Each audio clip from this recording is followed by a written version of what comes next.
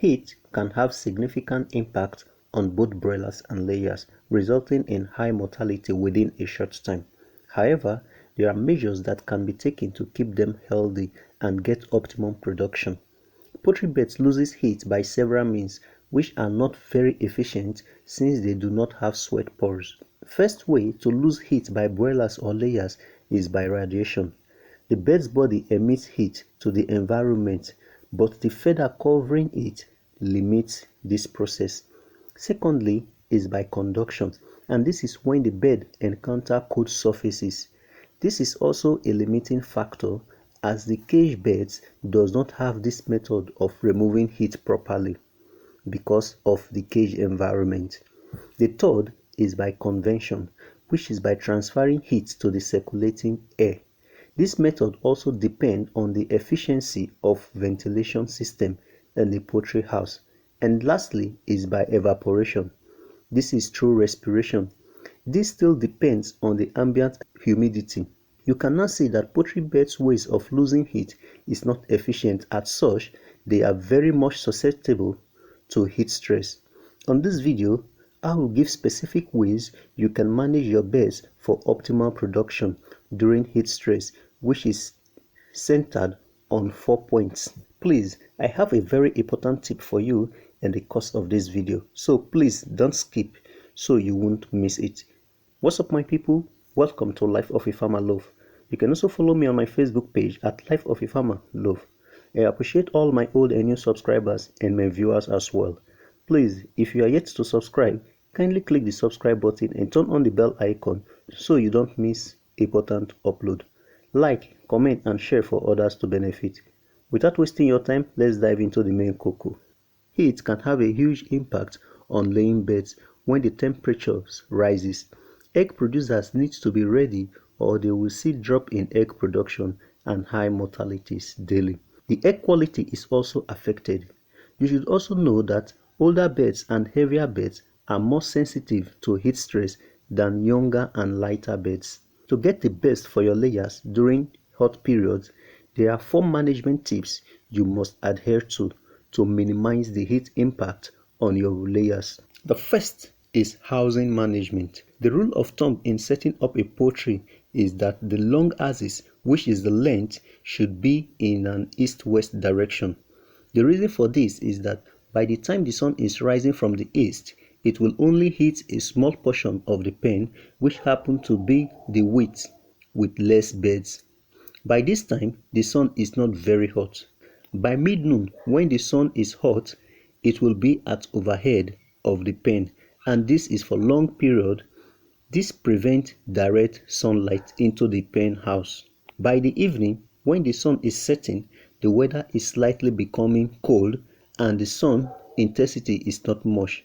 The sun only hits the width end of the pen, which happens to be the west. Another thing to consider is that the roof overhang should extend at least 1.5 meters to also reduce the amount of direct sunlight and rain entering the house. In developed countries, the roofs are usually pasted or painted with a reflective covering, or the roof are whitewashed with lime.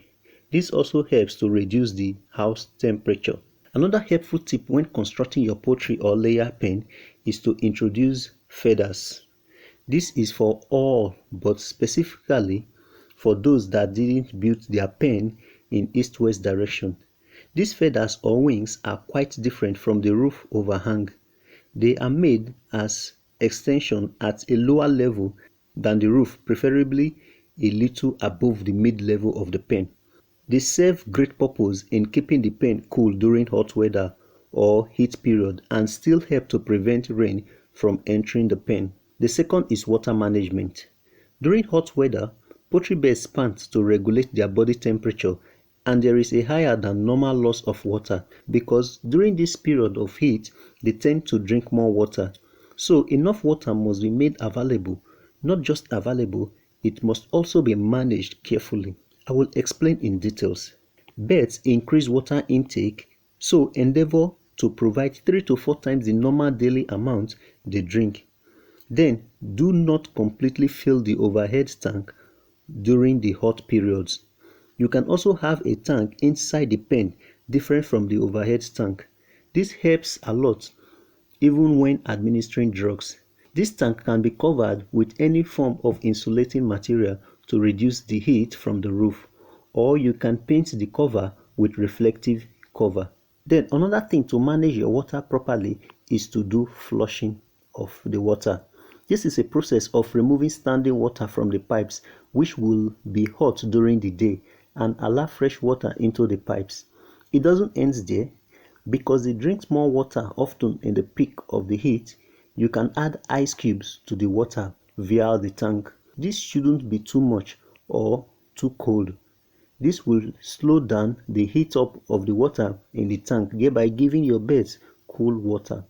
Another tip in water management is to add electrolytes or vitamin C or citric acid to the drinking water. There are electrolytes you can give to your beds by doing it yourself with common ingredients in your kitchen at no cost. All you need to do is to check the end of this video and click the end tab for it. Vitamin C, on the other hand, is very effective when administered in water than in feed. Please, there is a tip I haven't shared and is very important. Just don't skip. The third is feed supplementation.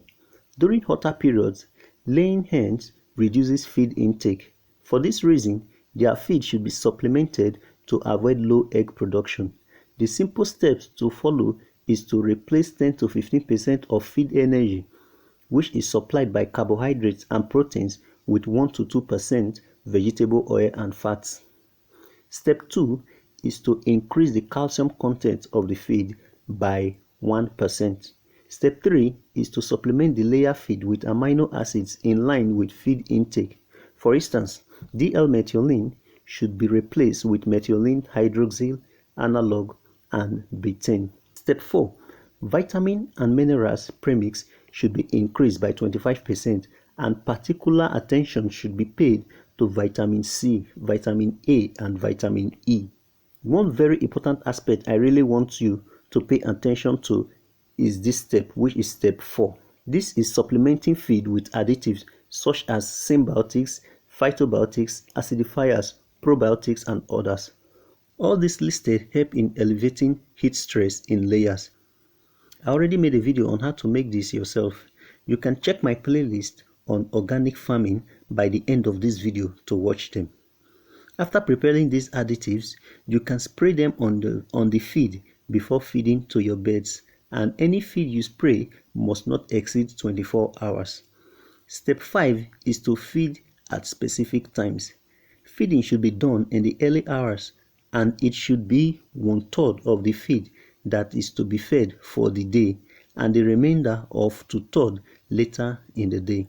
Please avoid feeding in the mid hours of the day. Feeding pelletized feed is best during hot weather for your laying beds. The fourth is general management, and this is very important because this is where I will spill out the secret tips.